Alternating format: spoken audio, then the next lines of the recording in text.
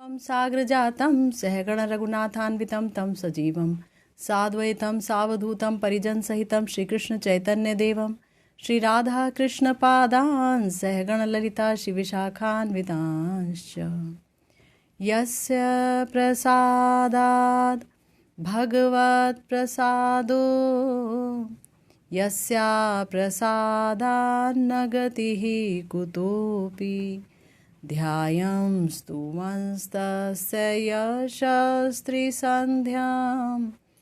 वन्दे गुरोः श्रीचरणारविन्दं नमो महावदान्याय कृष्णप्रेमप्रदायते कृष्णाय कृष्णचैतन्य नाम्ने गौरत्विषे नमः। हे कृष्ण करुणा सिंधु दीनबंधु जगत्पते गोपेश गोपिका कांत राधा कांत नमोस्तुते तप्त कांचन गौरांगी राधे वृंदावनेश्वरी वृषभानुसुते देवी त्वं नमामि हरिप्रिये। जय रूप सनातन भट्ट रघुनाथ श्रीजीव गोपाल भट्ट दास रघुनाथ ए छे गोसाईर कोरी चरण वंदन जहाँ होइते विघ्ननाश अभीष्ट पूरण वाञ्छाकल्पतरुभ्यश्च कृपा सिन्धुभ्येव च पतितानां पावनेभ्यो वैष्णवेभ्यो नमो नमः। हरे कृष्णा कृष्णा कृष्णा हरे हरे हरे राम राम राम हरे हरे।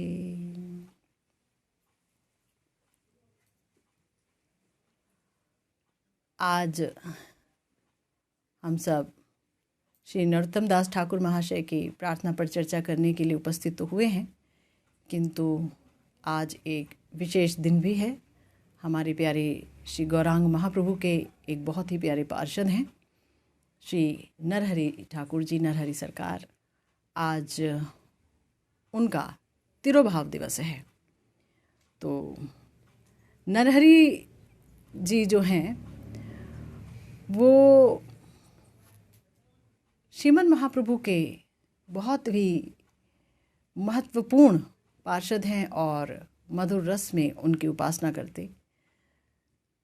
ब्रज में यानी जब श्री गौरांग महाप्रभु यानी ब्रजेंद्र नंदन जो कि हैं असलियत में तो वो जब ब्रज में लीला करते थे तो उनकी एक बड़ी ही प्यारी सखी, राधा रानी की बड़ी ही प्यारी सखी हैं मधुमती सखी। नरहरि जी वस्तुतः मधुमती सखी हैं। इनका कार्य होता था युगल को मधुपान कराना। तो राढ़ देश, गौड़ देश में जो राढ़ भूमि है वहाँ पर एक गांव है श्रीखंड। वहाँ पर जो नरहरि जी हैं उनका आविर्भाव हुआ। भक्ति में बहुत बढ़े चढ़े थे और यूँ तो श्रीमन महाप्रभु की ये मधुर भाव में सेवा करते थे, क्योंकि साक्षात उनको ब्रजेंद्र नंदन के रूप में देखते थे और खुद सखी हैं।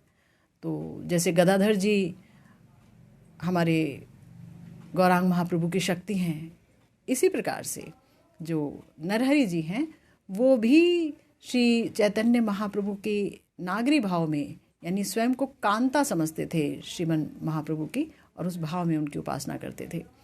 तो चूँकि वो मधुमती हैं यानी मधु पान कराना ही उनका कार्य है, और ये बात जब नित्यानंद जी ने सुनी तो वो उनकी परीक्षा करने के लिए पहुँचे श्रीखंड और अपने दलबल के साथ आए, अपने समस्त पार्षदों के साथ आए।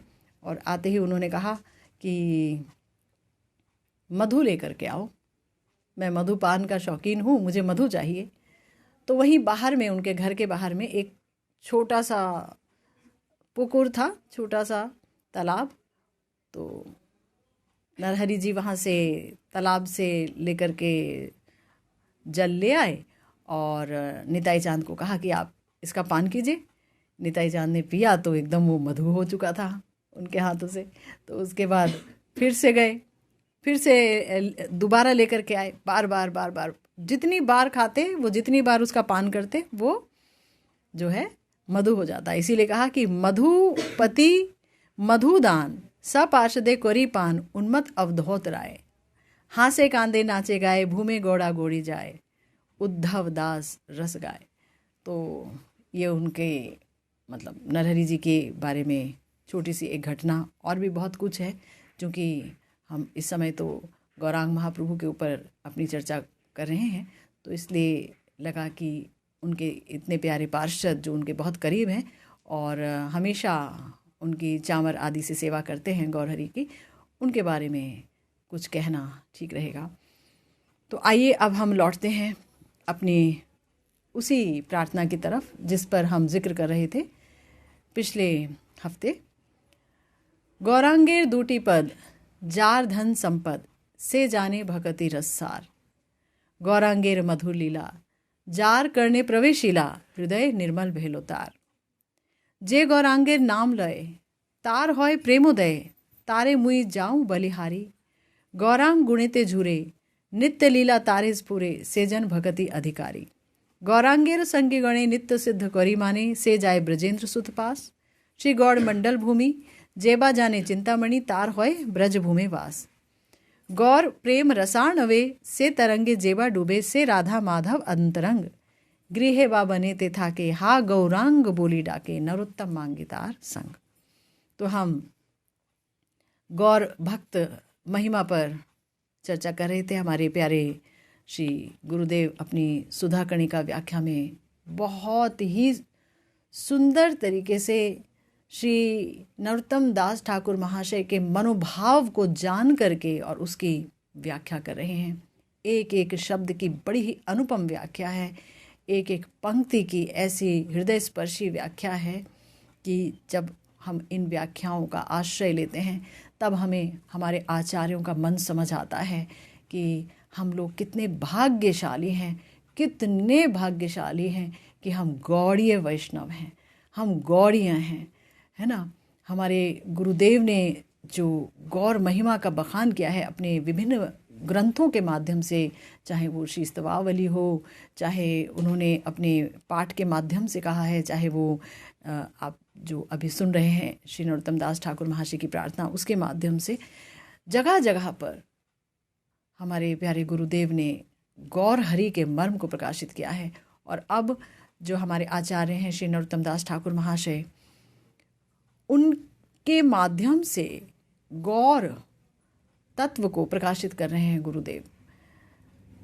कह रहे हैं कि ये जो गौर लीला है ना, ये अनुपम लीला है। गौर लीला वस्तुतः महासागर है रस का, और गुरु गौरांग की कृपा से ही इस रस की उपलब्धि हो सकती है। कहा गया ये है, हमारे आचार्य श्री कविराज जी ने कहा, श्री कृष्णदास कविराज गोस्वामी पाद ने, कि अगर किसी को गौरांग महाप्रभु के बारे में कुछ नहीं पता, लेकिन तो भी वो श्री चैतन्य चरितामृत का पाठ करता है या श्री चैतन्य लीला का श्रवण करता है, तो बोला गया जेबा नाही बूझे के हो, सुनिते सुनिते से हो, कि अद्भुत चैतन्य चरित, कृष्णे उपजीवे प्रीति, जानिबे रसेर रीति, सुन ले होबे बड़ो हित। हमारे कविराज गोस्वामी पाद कह रहे हैं कि अगर आपको नहीं समझ आता है, महाप्रभु नहीं समझ आ रहे हैं, महाप्रभु की लीला समझ नहीं आ रही है, उनका मर्म समझ नहीं आ रहा है कि बड़ा गूढ़ है ना। हालांकि श्रीमन महाप्रभु की जो जितनी भी आदि लीला हैं, बचपन से लेकर के और फिर घर को छोड़ने से पहले तक की लीला, वो तो बहुत आसानी से लोगों को समझ आ जाती है। पर उसमें भी जब वो ईश्वरपुरी पाद जी से दीक्षा लेकर के आए और उन्होंने प्रेम को प्रकाशित करना प्रारंभ किया, प्रेम मूर्ति तो हैं ही, प्रेम अवतार हैं श्री गौरहरि, लेकिन अब प्रकाश में ला रहे हैं, है ना, समस्त लोगों के। तो वहाँ से कुछ गूढ़ता प्रारंभ हो जाती है उनकी लीलाओं में, और अंत लीला तो बहुत ही निगूढ़ है, मध्य लीला में भी कुछ हद तक बहुत निगूढ़ता है। तो ये जो गूढ़ तत्व हैं श्री गौर हरि, अगर कोई उसे नहीं भी समझ पा रहा उस तत्व को, तो हमारे कविराज गोस्वामी पाद आश्वासन दे रहे हैं सभी श्रोताओं को, सभी भक्तों को कि आप चिंता मत कीजिए। अगर आप नहीं समझते हैं तो भी सुनते सुनते इस अद्भुत चैतन्य चरित्र को आपके अंदर धीरे धीरे दिलचस्पी आ जाएगी और अचानक ही श्री कृष्ण में आपकी प्रीति उपजने लगेगी, आपको प्रेम होने लगेगा। आप ये समझ जाएंगे कि रस की रीति क्या है, रस कहते किसे हैं, है ना, भक्ति रस है क्या, सिद्धांत क्या है, सब कुछ समझ आ जाएगा। और इसे अगर कोई सुनेगा तो उसका बड़ा हित होगा, क्योंकि श्री चैतन्य चरितामृत में और श्री महाप्रभु की जितनी भी लीलाएं हैं उसके माध्यम से जिन सुंदर सिद्धांतों को उकेरा गया है, जिन समस्त सिद्धांतों को और भक्ति तत्व को और भक्ति रस को, वो अन्य किसी भी भगवत स्वरूप की लीलाओं में इस हद तक प्रकाशित नहीं हो पाया है जितना कि श्रीमन महाप्रभु की लीला में हुआ है।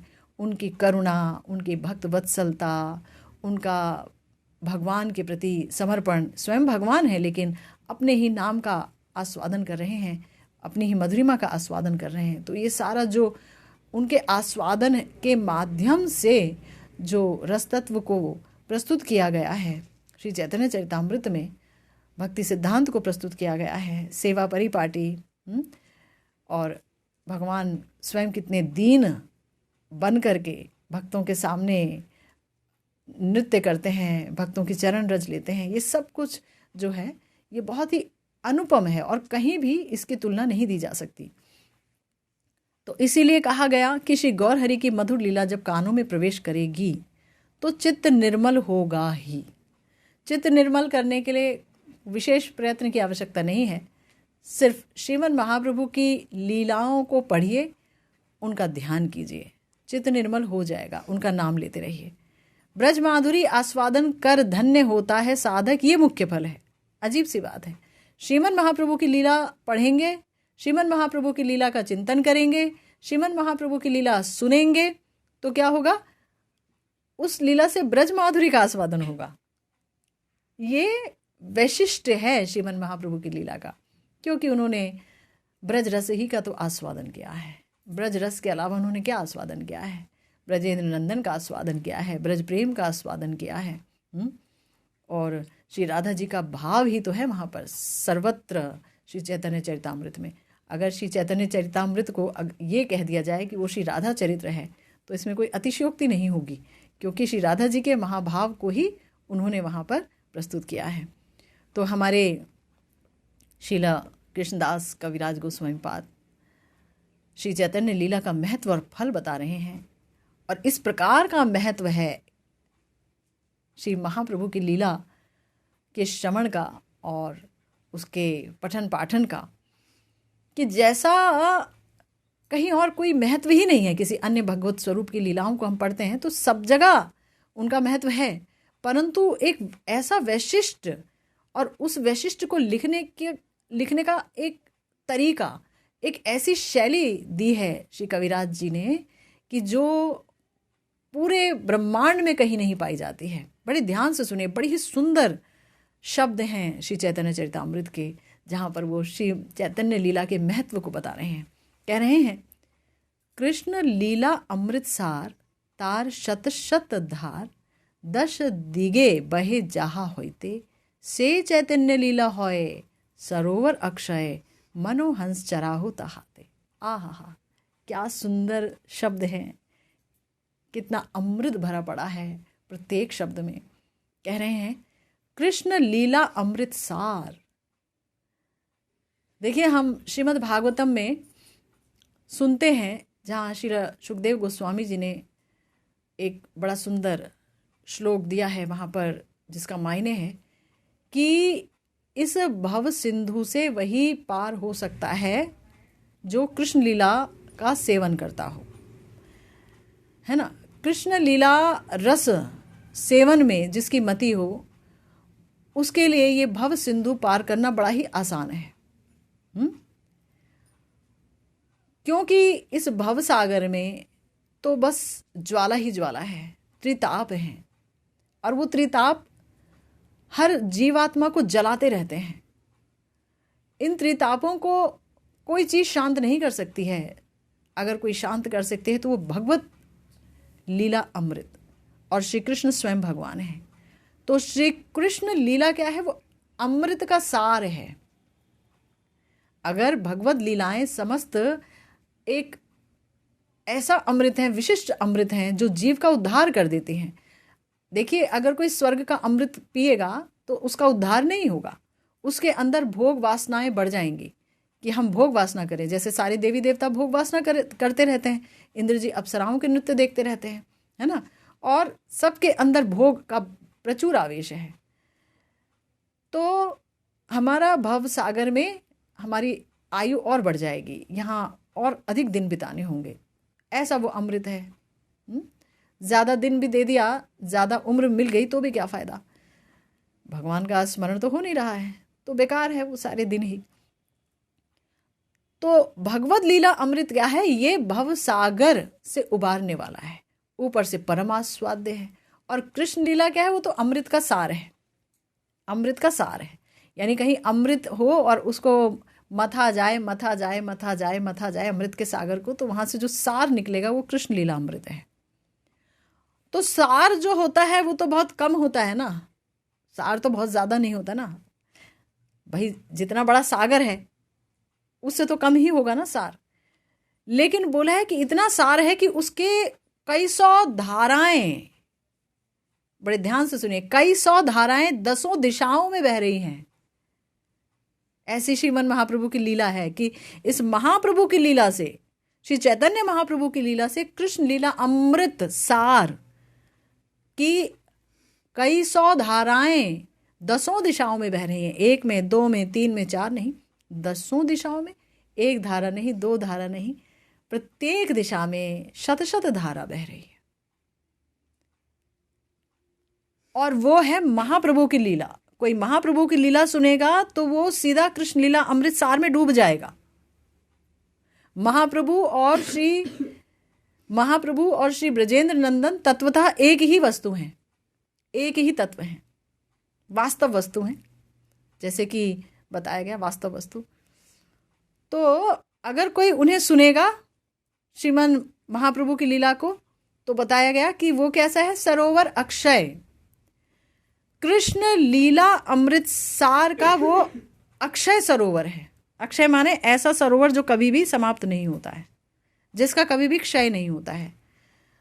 मनोहंस चराहु ताहते, उसमें क्या करो? अपने मन का हंस उसमें चराओ।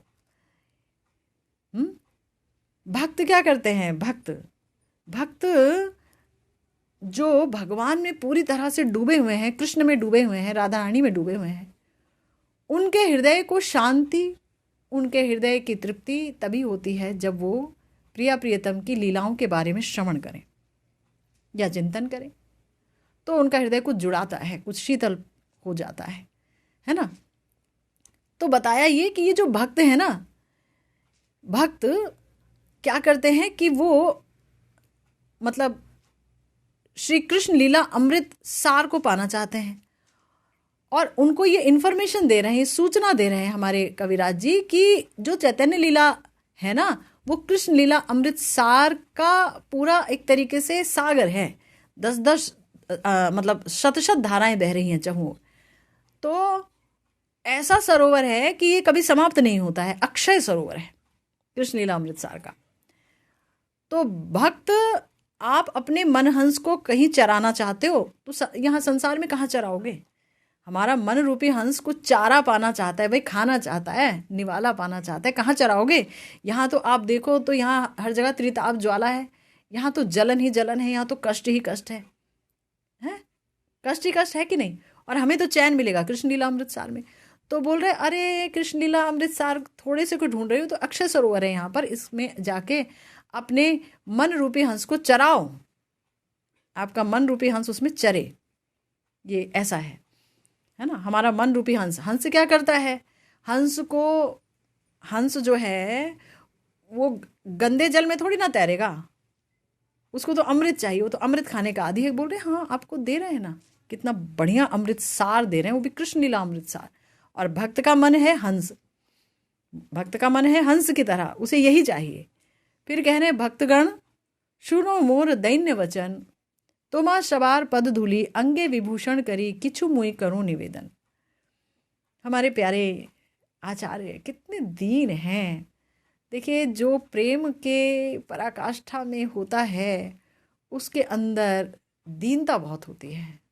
अगर दीनता नहीं है, तू मैं का भेद है, ये ऐसा वो तो छोटा भक्त है, वो तो 2 महीने पहले आया, वो 4 महीने पहले आया, पता नहीं कौन कितना भजन करके आया, हमें क्या पता है। तो अपने आप को तृणाधपी सुनिचेन समझना यही करणीय है, यही हमें करना चाहिए। और आप देखेंगे कि जो हमारे समस्त आचार्य हैं हमारे भगवान को लेकर के, श्री गौर हरि को लेकर के, उस सब के सब परम दीन है भाई, परम दीन है। हमारे ही गौड़ीय आचार्यों की बात छोड़ दीजिए, मैं तो जब श्री तुलसीदास जी की कुछ पदावली पढ़ने लगी तो पाया यही। श्री सूरदास जी को पढ़ा तो वो तो अपने आप को बोल रहे हैं कि हम तो पतितों के बादशाह हैं, हम तो पतितों के चूड़ामणि हैं। इतनी दीनता। तो हमारे कविराज जी भी बहुत कुछ बोलते हैं, वैसे उस पर तो हम चर्चा कर चुके हैं, जो कहते हैं कि मैं तो जो है मेरा जो नाम भी लेगा उसको पाप हो जाएगा, उसका पुण्य क्षय हो जाएगा, मैं तो विष्ठा के जैसा हूँ। बहुत दीनता के वचन कहते हैं कि जिसे सुन करके हृदय फटने लगता है। हमारे रूप सनातन भी ऐसे ही हैं, हमारे गौरहरि भी ऐसे ही हैं, है ना। तो हमारे श्री कृष्णदास कविराज जी कह रहे हैं कि आप मेरी बात सुनिए, दीनता से भरी बात सुनिए। आपके चरणों की धूलि लेकर मैं अपने अंगों को विभूषण करते हुए कुछ निवेदन कर रहा हूँ आपसे। श्री चैतन्य चरितामृत उन्होंने प्रस्तुत कर दी, अब लोग जाने उसके बारे में, तो एक निवेदन कर रहे हैं भक्तों से, कह रहे हैं कृष्ण भक्ति सिद्धांत गण जाते प्रफुल्ल पद्मवन तार मधु करो आस्वादन। आहा, कितना सुंदर बताया उन्होंने। कह रहे हैं कृष्ण भक्ति सिद्धांत गण, कृष्ण भक्ति करने से पहले कृष्ण भक्ति सिद्धांत को जानना बहुत जरूरी है। और कृष्ण भक्ति जितनी आस्वाद्य है, कृष्ण भक्ति का जो सिद्धांत है वो उससे भी ज़्यादा आस्वाद्य है, जिससे प्रलुब्ध होकर के व्यक्ति कृष्ण भक्ति करने लगता है। कृष्ण भक्ति के सिद्धांत क्या हैं?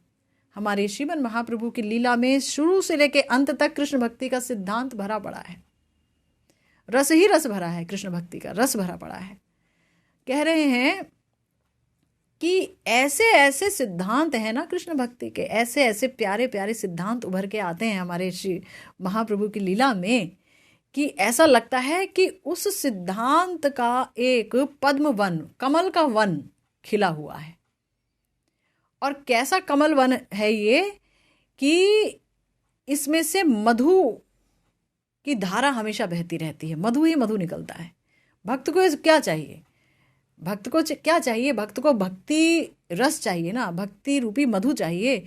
तो कह रहे हैं कि ये ऐसा है कि प्रेम रस कुमुद वने प्रफुल्लित रात्रि दिने ताते चराओ मनो भृंग गण।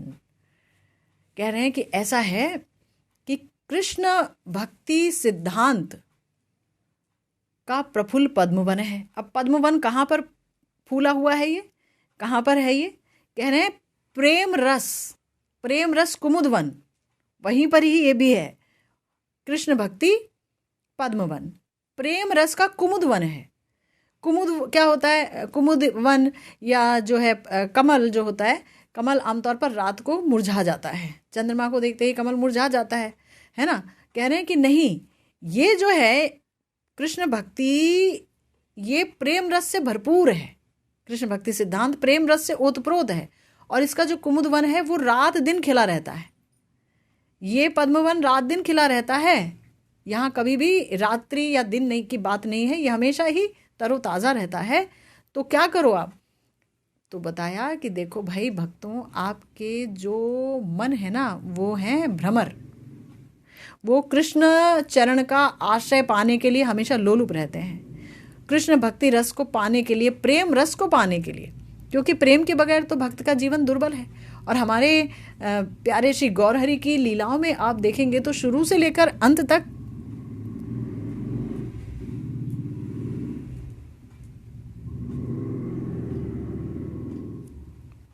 प्रेम की ही चर्चा है ना। प्रेम ही का वहां पर प्रसार है। तो बोल रहे हैं कि कृष्ण भक्ति सिद्धांत गण जिससे कि पद्मवन प्रफुल्लित है और उसका जाकर मधु आस्वादन करो और इस प्रेम रस को पान करो, अपने मन रूपी भृंग को ले जाओ इस प्रफुल्ल पद्म वन में, इस कुमुद वन में, जहां आपको क्या मिलेगा? प्रेम रस मिलेगा। प्रेम रस के लिए इतनी मेहनत करने की आवश्यकता नहीं है, महाप्रभु की लीला में भरा पड़ा है प्रेम रस, है ना। अपने मन भृंग को वहां पर छोड़ दो आप वहां पर। नाना भावे भक्तगण हंस चक्रवाकगण जाते सभे करेन विहार, कृष्ण केली सुमृणाल जहां पाए सर्वकाल भक्त हंस करे आहार। तो क्या बोल रहे हैं? कह रहे हैं कि देखो भाई, ऐसा है हमारे श्रीमन महाप्रभु का ये जो लीला अमृत है कि जहाँ कृष्ण लीला अमृत की शत शत धार बह रही है, उसका सार, उसका धार बह रहा है।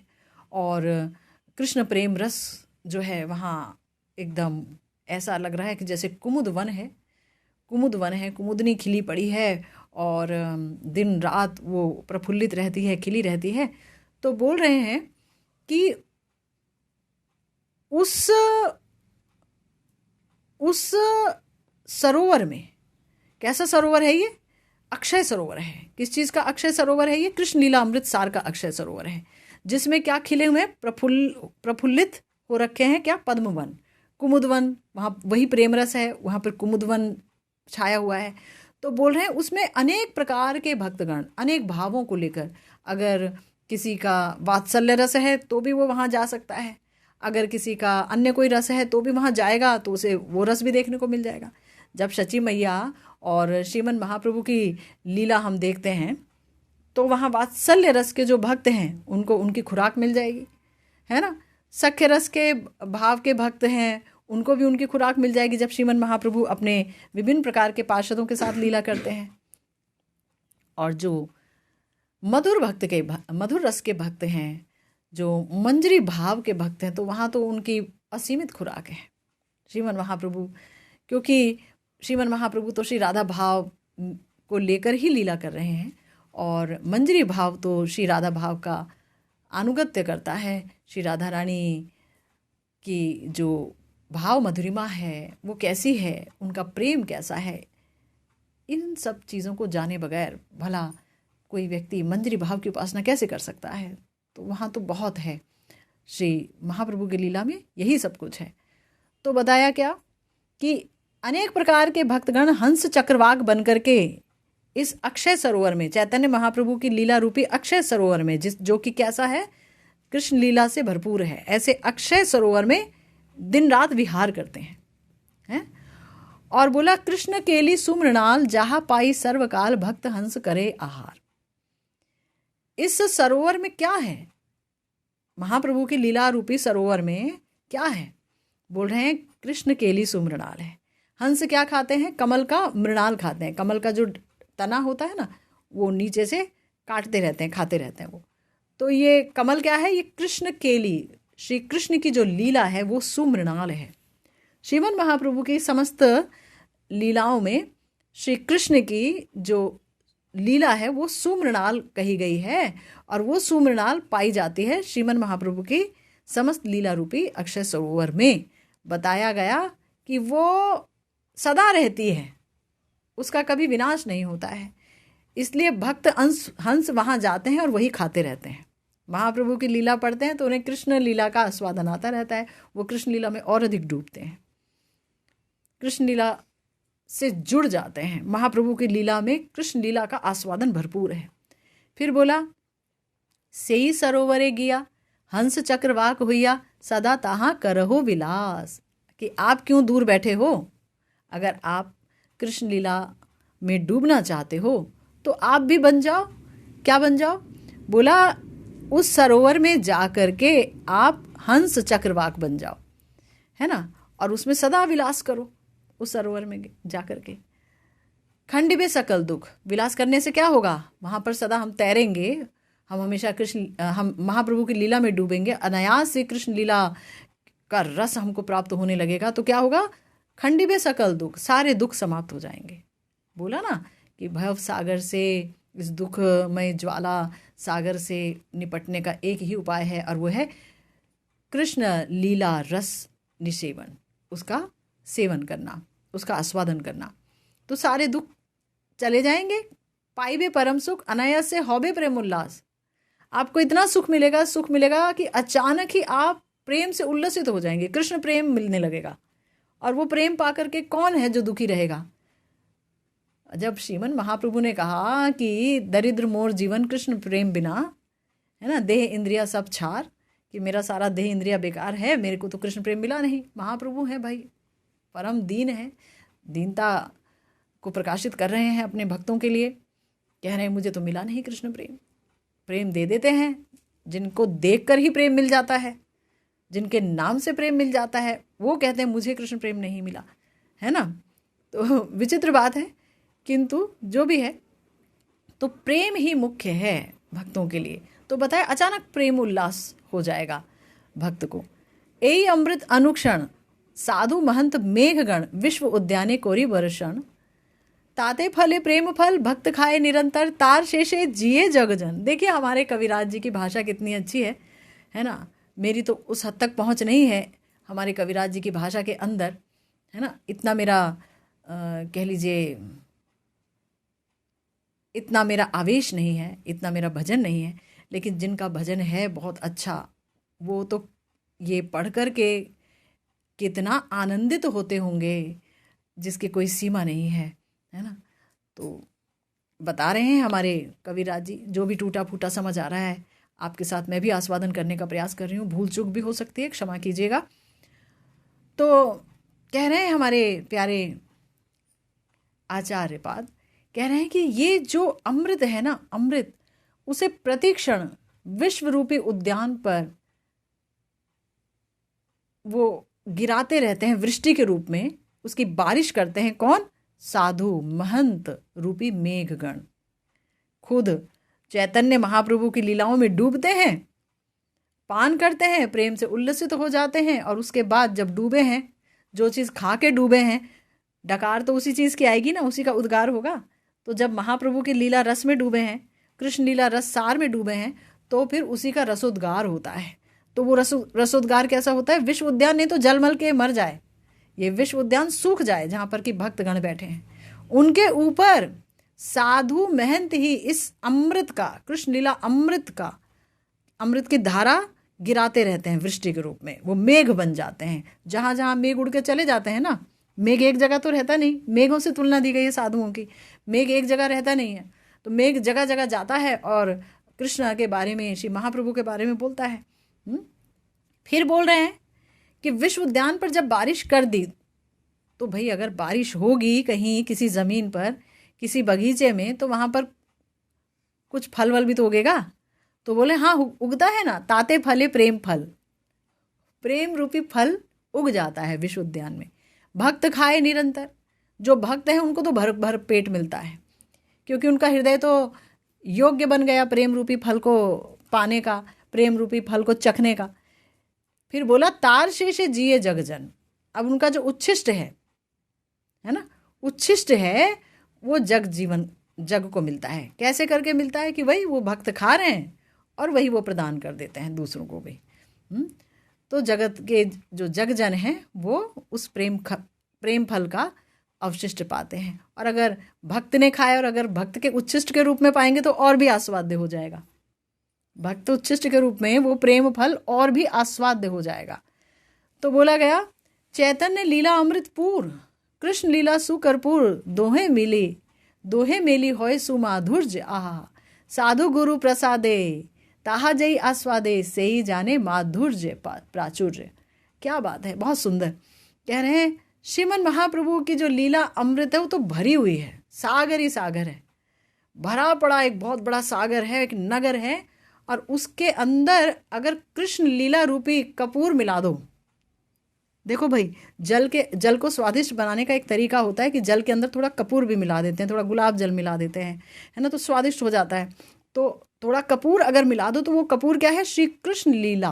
और जब दोनों मिल जाता है, यानी महाप्रभु की लीला और उसमें मिल जाती है यहाँ से कृष्ण लीला, महाप्रभु की लीला और कृष्ण लीला, तो बोला कि दोनों मिलकर के इतनी मधुराति मधुर हो जाते हैं कि जिसका कोई जवाब नहीं है। और ऐसी मधुरता कहीं और नहीं है। इसीलिए बोला साधु गुरु प्रसादे जहाँ जे आस्वादे। जिन पर वैष्णवों की कृपा हो, गुरुदेव की कृपा हो, तो हमारे प्यारे आचार्य जी कह रहे हैं कि वही इन सब का आस्वादन ले पाता है और वही समझ जाता है कि इसमें तो बहुत मधुरता है। ऐसी मधुरता तो उसे कहीं नहीं मिली, कभी नहीं मिली, कभी हो भी नहीं सकती, कहीं नहीं हो सकती। महाप्रभु की लीला प्लस महाप्रभु की लीला के अंदर पूरी तरह से गुथी हुई है श्री कृष्ण की लीला, क्योंकि महाप्रभु का आस्वादन है कृष्ण को लेकर ही श्री राधा जी के भाव में। महाप्रभु को इंडिपेंडेंटली, स्वतंत्र रूप से कुछ अन्य चीज आस्वादन नहीं कर रहे हैं, वो जब देखो तब कृष्ण रस का आस्वादन कर रहे हैं।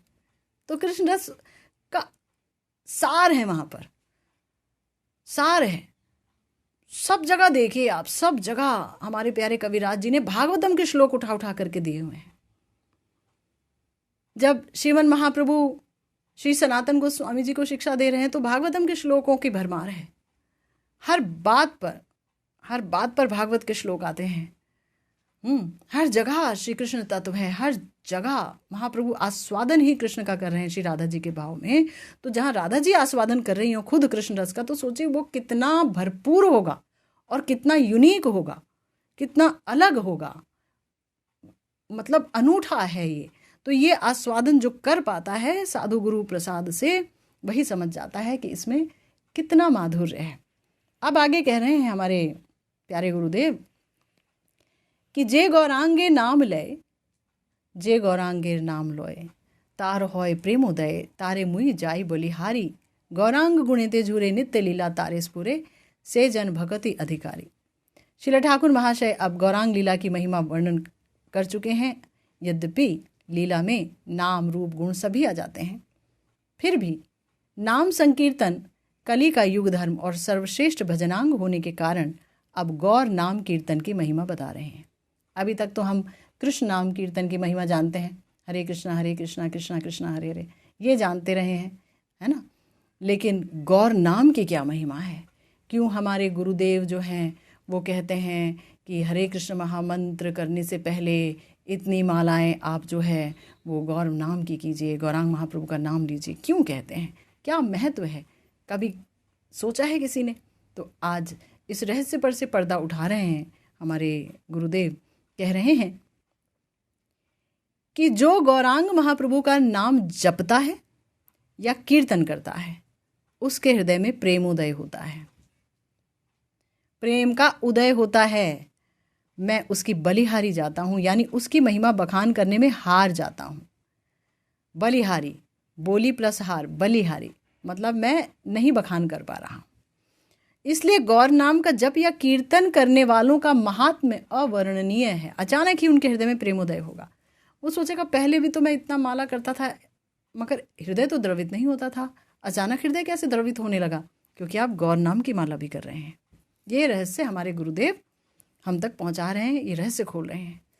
गुरुदेव कहते हैं कि निरपराध चित्त हो तो कृष्ण नाम कीर्तन से प्रेमोदय होता है। अगर आपने कोई नाम अपराध ना किए हों, आपने किसी भक्त के प्रति अपराध नहीं किए हों, सेवा अपराध नहीं हो, नाम अपराध नहीं हो, तो भाई कृष्ण नाम कीर्तन से, एक कृष्ण नाम लेने से ही हो जाता है। हमारे आचार्य पाद श्री कृष्णदास कविराज गोस्वामी जी कह चुके हैं कि एक कृष्ण नामे करे सर्व पाप नाश, कि एक कृष्ण नाम से सारे पाप नष्ट हो जाते हैं। प्रेमेर कारण भक्ति कोरेन प्रकाश।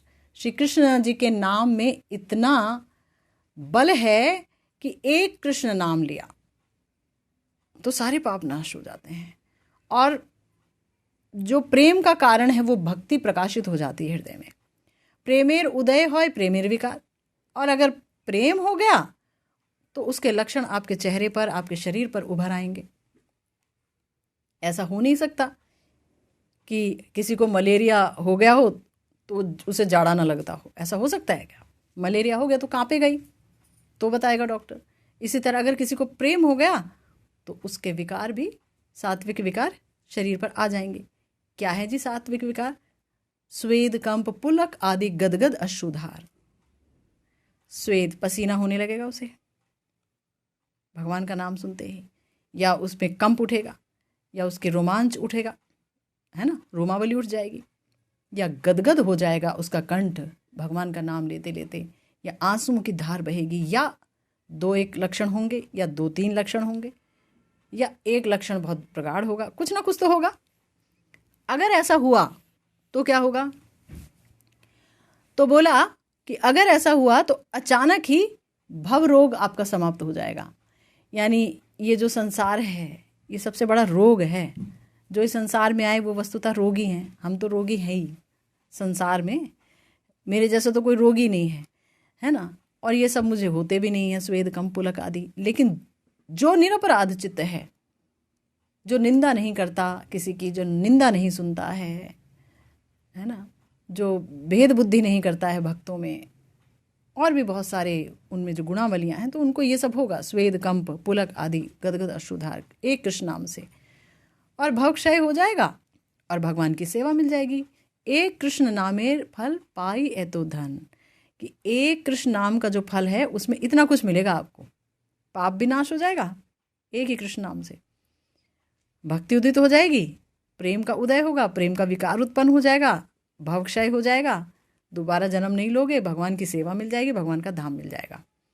आगे सुनो, हैनो कृष्ण नाम यदि लय बहु बार, तबु यदि प्रेम नहीं नहीं अश्रुधार। अगर ये कृष्ण नाम हम बहुत बार लेते हैं, कई सौ मालाएं कर रहे हैं, लेकिन हमें प्रेम तो हुआ नहीं कृष्ण से, ऐसा तो हो नहीं रहा कि हम राधा कृष्ण के बगैर जी नहीं सकते, प्राण मोरा जुगल किशोर, ऐसा भाव तो आ नहीं रहा है, आंसू भी नहीं बह रहे, है ना, अपनी ही किसी बात पे रोना आया, ऐसी वाली बात हो रही है। भगवान के नाम पर ना रोना आ रहा है, ना उनके लीला के बारे में सोच रहे हैं तो रो रहे हैं, आंसू बह ही नहीं रहे। तबे जानी अपराध ताहते प्रचुर, कृष्ण नाम बीज ताहे ना होए अंकुर। तब समझ लेना उसने बहुत अपराध किए हैं। बाबा ये कहते हैं, हमारे गुरुदेव कहते हैं कि अगर कोई कहे मैंने तो इस जन्म में कुछ ऐसा किया ही नहीं, मैं तो भक्तों से भी नहीं मिला, मैंने कुछ किया ही नहीं, तो मैं तो ऐसा क्यों हो रहा है? तो गुरुदेव कहते हैं तो फिर पिछले जन्म में अपराध करके आया है, संचित अपराध है उसके। तो इसीलिए जो है वो कृष्ण नाम रूपी जो बीज है वो उसके अंदर अंकुरित नहीं हुआ है, प्रेम नहीं मिला है। गुरुदेव कह रहे हैं एकमात्र नाम अपराध को छोड़, देखिए यहाँ सेवा अपराध को भी काउंट नहीं किया गया। सेवा अपराध तो नाम से ही चला जाता है आमतौर पर, हालांकि जानबूझ के कोई अपराध नहीं करना चाहिए तो भी चला जाता है, लेकिन जो नाम अपराध है ना, नाम अपराध में भी जो भक्त अपराध है, खास तौर से गुरु अपराध, भक्त अपराध, एक ही चीज़ हो गई। और ऐसे तो और भी बहुत कुछ है, जैसे कि भगवान के नाम में अतिशोक्ति करना कि अरे ये नाम की कुछ ज़्यादा ही महिमा बता दिया शास्त्रों में, ऐसा है नहीं, ऐसा ही सोच लिया तो भयंकर नाम अपराध है ना। और जो है भगवान का नाम और जो शिव जी वगैरह उन सबको एक ही वो सोच लिया कि भाई शिव जी अलग भगवान हैं, कृष्ण अलग भगवान हैं, ऐसा सोच लिया तो भी नाम अपराध हो गया। इस तरीके से 10 नाम अपराध हैं जहाँ पर नाम के बल पर कोई पाप करने लग जाए तो वो भी एक नाम अपराध हो गया जो कि बड़ा ही भयंकर है। तो इस तरीके से नाम अपराध अगर किसी के अंदर हो तो गुरुदेव कहते हैं उसको छोड़कर अन्य कोई ऐसा अनर्थ नहीं है कि जिसका इतना सामर्थ्य हो कि नाम की प्रेमदान की शक्ति जो कि अति प्रबल शक्ति है उसको विफल कर दे। आपके कोई भी अनर्थ, कोई भी पाप नाम की इस शक्ति को विफल नहीं कर सकते हैं कि वो प्रेमदान दे। देखो जगाई मधाई ने कितने घोरतम पाप किए, है ना, लेकिन तो भी नित्यानंद प्रभु की कृपा से उनको प्राप्त हो गया, प्रेम प्राप्त हो गया। पर वहाँ तो निताई की कृपा है ना, महाप्रभु की कृपा है, कृष्ण नाम लेके तो हुआ नहीं ना, ये तो निताई ने दे दिया तो हो गया। मतलब कहने का अर्थ यह है कि कितने भी अनर्थ हो ना तो भी भगवान अपना लेते हैं, मगर नाम अपराध अगर हो तो भगवान नहीं अपनाते हैं। श्री नाम अपराधी के प्रति प्रसन्न नहीं होते श्री नाम, इसलिए अपराध का विनाश ना होने से नाम कभी प्रेमदान नहीं देते। अपराध है अगर, जब तक अपराध है और अपराधी से माफ़ी नहीं मांगी, मतलब अपराधी ने माफ़ी नहीं मांगी है जिसके प्रति अपराध है, तो प्रेमदान नहीं मिलता। तभी शास्त्र और महाजन वाणियों में सर्वत्र निरपराध होकर नाम कीर्तन करने को कहा गया है। निरपराध होकर नाम कीर्तन करने से ही संचित अपराध नष्ट होते हैं। हम पिछले जन्मों में ना जाने कितने अपराध करके आए हैं, इस जन्म में मगर अगर हम निरपराध होकर के कीर्तन करेंगे तो गुरुदेव कह रहे हैं कि पीछे के अपराध समाप्त हो जाएंगे श्री नाम की कृपा से, श्री नाम प्रसन्न होंगे। पर इस जन्म में मत करो, इस जन्म में मत करो। श्री चैतन्य चरितामृत में इसी बात के पीछे कहा गया है कि चैतन्य नित्यानंदे ये सब नाहिक विचार। क्यों हम गौर नाम लेते हैं उसका अब उसका मतलब उस बात को बता रहे हैं गुरुदेव, जो हम पीछे छोड़ के आए ना कि गौर नाम क्यों लेते हैं। इसलिए लेते हैं कि चैतन्य नित्यानंदे ये सब नाहिक विचार। महाप्रभु का नाम और निताई चांद का नाम अपराध पर इतना विचार नहीं करता, ऐसा लिखा गया है। नाम लइते प्रेम देन बहे अश्रुधार। महाप्रभु का नाम का जब कोई शरण लेता है, महाप्रभु का नाम का कीर्तन करता है, तो उसे तुरंत प्रेम मिल जाता है, उसके आंसुओं की धार बहती है। स्वतंत्र ईश्वर प्रभु अत्यंत उदार, तारे ना भजले कबू ना होए निस्तार। है ना, महाप्रभु स्वतंत्र ईश्वर हैं। अगर उनका भजन नहीं करोगे और सोचोगे कि पार हो जाएंगे, तो कह रहे हैं नहीं, पार नहीं हो सकता कोई। तो अब गुरुदेव जो कह रहे हैं ये भी बहुत इम्पॉर्टेंट है। देखो भाई, कहीं ये मत समझ लेना कि ठीक है महाप्रभु का नाम ले लेंगे तो प्रेम तो मिल ही जाएगा, और प्रेम ही प्रयोजन तत्व है तो कोई दिक्कत नहीं है, हम महाप्रभु का नाम ले लेंगे और अपराध 2-4 हो गए तो कोई बात नहीं। हम वैष्णव को छोटा बड़ा सोच लेंगे, ये छोटा है, ये बड़ा है, ये तो अभी आया, वो तो कल का आया, वो परसों का आया, ये तो इतनी परिक्रमा करता है तो बड़ा है, ये तो घर में बैठा रहता है तो छोटा है, ये तो बच्चे पालता है तो बेकार है, ये तो औरत है तो बेकार है, ये तो आदमी है तो अच्छा है। ये सारी चीज़ें जो भेद बुद्धि है ये अपराध है। कहाँ मिलेगा हमें प्रेम? कब हम कहेंगे हाँ राधे मैं तुम्हारी दासी हूँ, है ना? कब पहचानेंगे अपने आप को? नहीं पहचान पाएंगे कभी भी। तो यहाँ गुरुदेव कह रहे हैं कि श्री चैतन्य महाप्रभु और निताई चांद ये विचार नहीं करते, तो इसका अर्थ ये नहीं है कि वो अपराध के विषय में सोचते नहीं हैं। अगर आपने श्री चैतन्य भागवत पढ़ी है ना, तो वहाँ बारंबार ये कहा है, श्रीमन महाप्रभु ने बारंबार ये बात आई है कि अगर किसी ने अपराध कर दिया तो मैं उसका कभी निस्तार नहीं करता। आइए ना कि मैं वैष्णव अपराधी को कभी नहीं छोड़ता, मैं नहीं देखता उसका मुंह भी। कहा है ना, कितनी बार कहा है।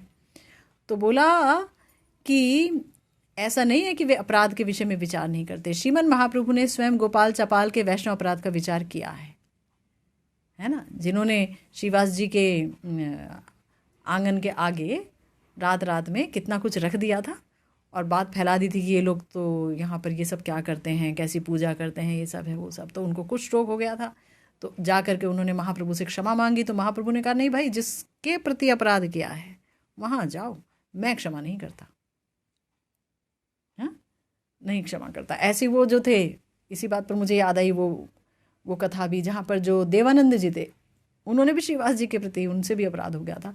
देवानंद जी थे, वो श्रीमद् भागवतम की कथा सुनाते थे।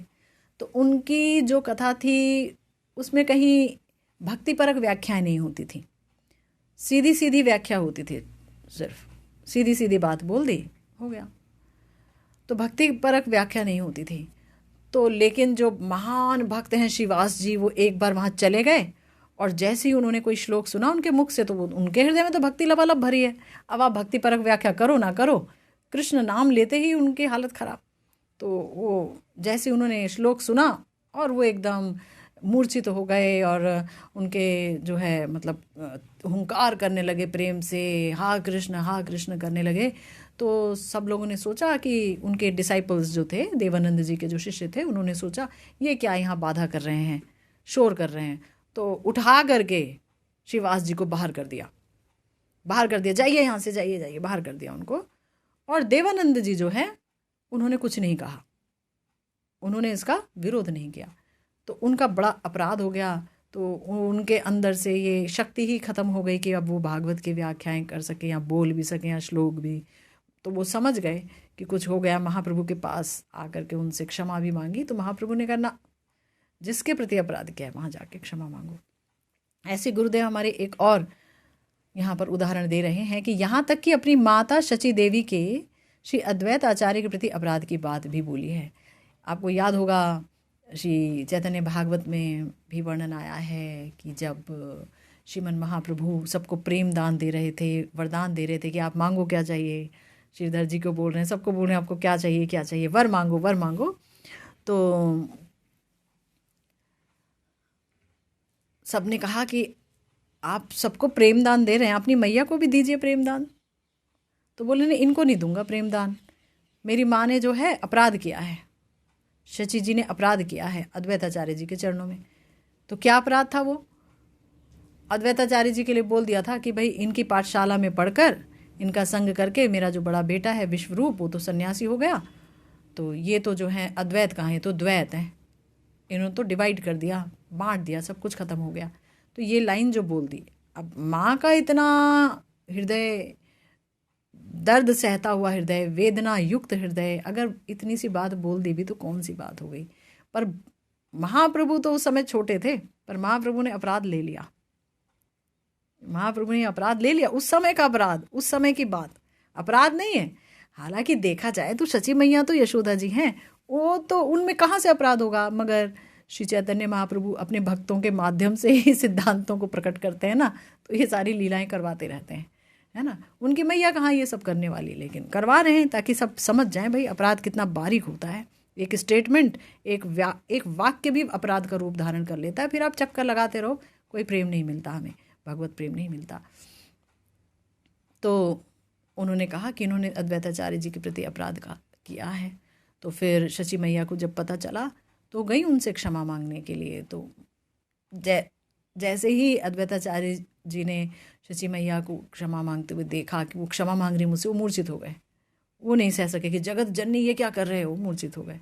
तब वहाँ से उनके चरण की धूली लेकर, उनके चरण की रज लेकर के शची मैया लगा के फिर आई कि हाँ अब अपराध समाप्त हो गया।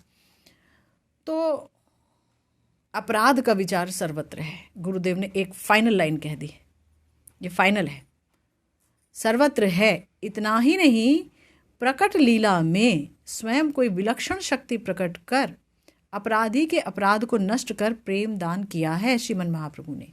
परंतु ये स्थिति प्रकट लीला काल तक ही है। कईयों ने अपराध किया, इतना बड़ा अपराध किया, मधाई ने उठाया एक हांडी और हमारे निताई चांद के माथे पर दे मारी, तो इससे बड़ा अपराध क्या हो सकता है। भगवान के ऊपर ऐसा किया, भगवान की बात नहीं मानी, लेकिन तो भी तो दोनों ने क्षमा कर दिया तुरंत प्रकट लीला काल तक। तो बोला गया कि ये एक विशेष शक्ति प्रकट किया उन्होंने, अपनी करुणा शक्ति को बोला कि ठीक है तुम जहाँ तहाँ बरस जाओ।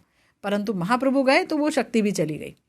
फिर भी इतना सुनिश्चित है, यहाँ गुरुदेव कह रहे हैं कि उनके अंतर्धान पर ये शक्ति विशेष भी चली गई है, अंतर्हित हो गई है।